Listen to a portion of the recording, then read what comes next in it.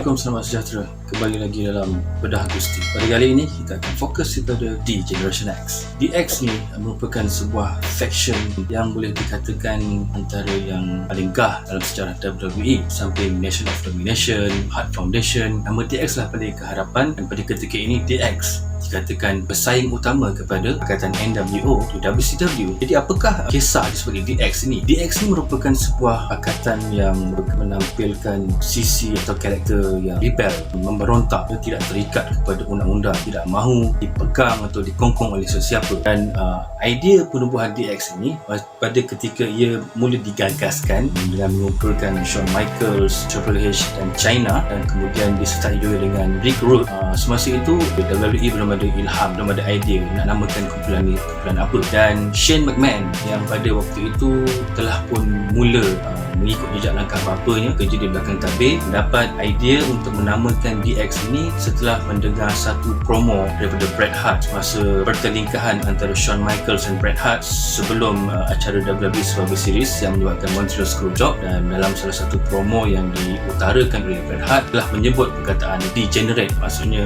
tak beradab, tak bertamadun dan sebagainya lah. Masa zaman lewat 1990-an itu, generasi pada ketika itu dinamakan sebagai generasi X. Jadi mereka ini bukan generasi X, terbuang daripada generasi X, dan dari situlah mereka dinamakan sebagai Generation X. Satu uniknya DX ini adalah mereka ini tidak mahu terikat dengan sebarang kongkongan ataupun diatur macam robot seperti mana karakter-karakter di WWE. Dan pada satu masa ketika mana Vince McMahon memberikan satu skrip kepada Shawn Michaels untuk dilontarkan dalam promo di Generation X, betapa divanya Shawn ini sampai satu tahap skrip yang dibagi oleh Vince itu dikonyokkan dan dibaling ke muka Vince. Dan Vince memang Shawn Michaels ini adalah salah seorang bintang yang beliau tak boleh sentuh. Beliau memang sayang lah pasal dia nama besar pada waktu itu, nak menunjukkan bahawa betapa rebel perangai Shawn Michaels dan DX ini sampai sanggup membuang skrip ke muka Vince McMahon sendiri. Dahsyat kan? Bersama itu DX juga dia tampil dengan promo-promo ataupun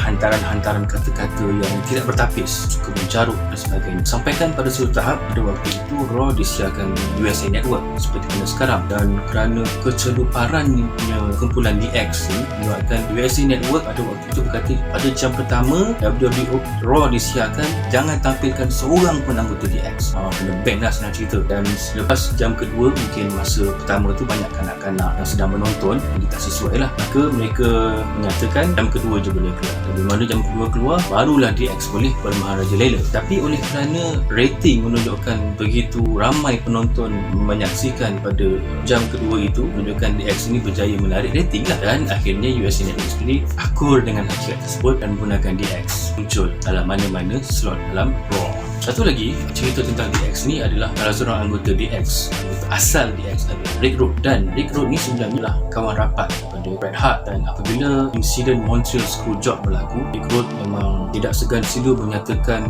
pendiriannya menyokong Bret. Dan memang beliau dari awal pun tidak mahu menyertai DX ni pasal ramai orang tak suka Shawn Michaels ini sebenarnya, perangainya yang tak semenggah. Secara tidak langsung Rick Rude sebagai seorang legenda, orang lama dalam industri, memang rasa terjengkel lah dengan perangai Shawn, dan menyebabkan beliau tak mahu pun sebenarnya join DX. Tapi oleh kerana skrip ataupun pihak penerbit telah pun memberikan peranan seorang bodyguard itu kepada Rick Rude, maka beliau suka ataupun tidak terpaksa menerima lah. Dan bila mana tercetusnya insiden Montreal Screwjob, Rude pun telah dari WWE dan join WCW dengan Bret. Dalam promonya tamat habis DX dan mengatakan Shawn Michaels teruk dan sebagainya. Satu lagi isu hangat tentang DX ni adalah konfrontasi mereka dengan seorang lagi bintang baharu waktu itu, iaitu The Rock. Katakan ada saat The Rock mula nak mencipta nama di WWE, DX antara pihak yang bertanggungjawab untuk menghalang kemarahan The Rock. Dan The Rock ni dia juga ada sejarah dengan Shawn Michaels sendiri secara peribadi, mana pada satu ketika Michaels pernah mengunjungi promotion yang dikendalikan oleh nenek The Rock, iaitu Lia Maivia, dan dia memperlekehkan lah. Jadi dendam itu terus dibawa ke WWE, dan sehingga pada satu waktu tu segmen pada tahun 1999 di mana The Rock dah mula jadi main eventer, Shawn Michaels telah pun menjadi pengadil dalam perlawanan di antara The Rock dengan Triple H. Shawn Michaels telah pun menendang The Rock, dan memang The Rock kata di belakang tabir selepas perlawanan tersebut, kata kau ni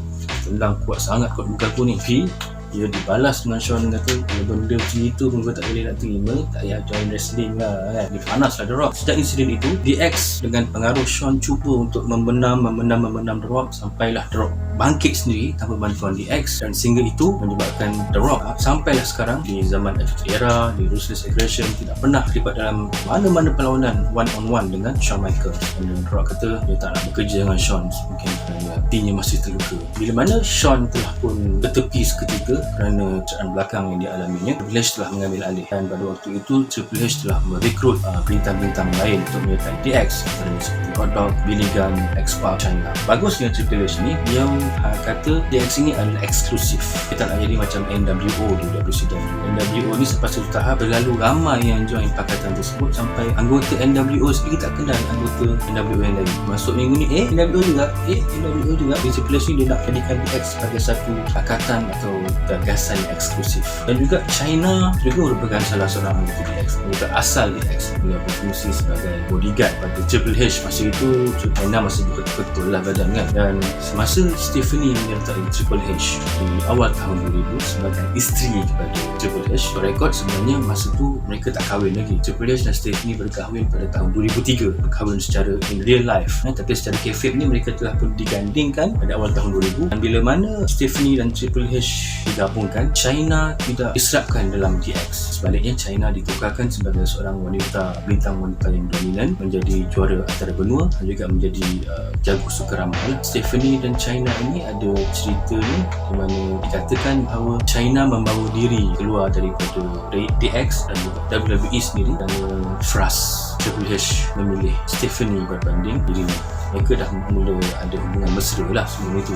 China macam jealous lah. Tapi kalau kita berada di tempat Triple H pun akan China pun kalau Stephanie lagi comel, anak bos pula. Dia orang kata kalau pilih China juga mungkin Triple H tidak berada di tempatnya sekarang lah. Itu menyebabkan China frust dan keluar daripada WWE dan mula membuat kerja-kerja yang tidak sepatutnya terlibat dalam industri video dewasa. Hingga namanya di-ban seketika lama sampai habis kerjanya, namanya di-ban kerana WWE tidak terpalit dengan image pornografi yang ditunjukkan oleh China semasa kerjanya di luar WWE. Bukan saja China, malah boleh kata semua anggota DX juga pernah berperang dingin dengan Triple H. Kalau kita imbau semula pada tahun 2005-2006 di mana Hot Dog dan Billy Gunn beraksi di TNA Wrestling. Mereka semasa itu menubuhkan VKM, spoof kepada Vincent McMahon, iaitu Voodoo Kin Mafia, dan mereka banyak buat promo-promo yang mengutuk Triple H dan Shawn Michaels yang semasa itu sedang cuba untuk merevive semula DX di era Ruthless Aggression tersebut. Buat shoot-shoot pada masa itu mereka rasa diketepikan dan menyebabkan mereka rasa Triple H tak patutlah buat mereka macam tu, tak sama kontrak dan sebagainya. Itu juga dengan X-Pac, ada juga beberapa insiden yang menyebabkan X-Pac terasa hati dengan Triple H. Bukan sekadar itu saja, even Shawn Michaels pun sebenarnya tak nak join Triple H semasa proses revival semula DX pada tahun 2006 itu, kerana waktu itu Shawn Michaels pun macam dah insaf lah dengan perilakunya yang tak berapa bagus kemuncak kerjanya sebelum itu. Michaels dah mula terlibat dalam aktiviti keagamaan dan dia refuse lah, tak nak sebenarnya, tapi dah dipujuk akhirnya digandingkan semula sebagai New DX. Akhirnya mereka berbaik semula dan menyaksikan DX disatukan semula di WWE. Even Hot Dog pun dah jadi producer di belakang tabir. Mereka telah pun diberikan anugerah Hall of Fame beberapa tahun yang lepas. Okey, itu saja cerita DX yang boleh kita kongsikan. Walaupun mereka ini terkenal dengan perangai yang tak senonoh, tapi DX tidak dinafikan telah memberi impak yang besar kepada WWE dan menyebabkan mereka berjaya membantu WWE menewaskan pesaing mereka NWO dan WCW secara khususnya. Terus mencipta legasi yang hebat. Elias pun dah jadi bos, dah jadi abang besar di NXT. Shawn Michaels pun dah jadi jurulatih. Nak tak nak, DX telah pun mencipta satu benchmark yang tidak boleh dipertikaikan lagi. Itu saja perkongsian kita tentang DX pada kali ini. InsyaAllah kita akan berjumpa lagi pada episod akan datang. Assalamualaikum, bye-bye.